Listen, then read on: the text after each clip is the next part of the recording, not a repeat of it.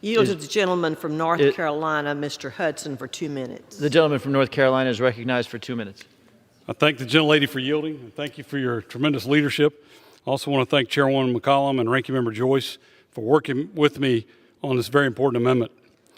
In my congressional district in North Carolina resides the Uwharrie National Forest, which many of my constituents call home.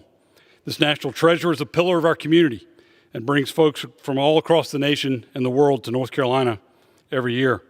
But for those who live in the Uwharrie National Forest, it looks a lot different.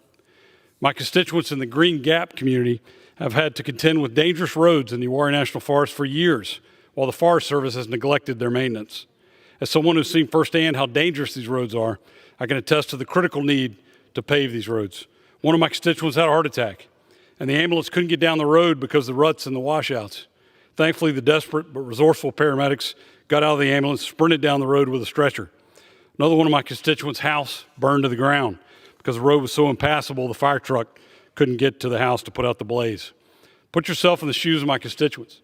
Imagine living with this fear every day. Working with me, the state of North Carolina has stepped up with financial assistance and agreed to maintain these roads. I'm asking this Congress to also step up to ensure my constituents are not forgotten and they have access to critical life-saving services they deserve.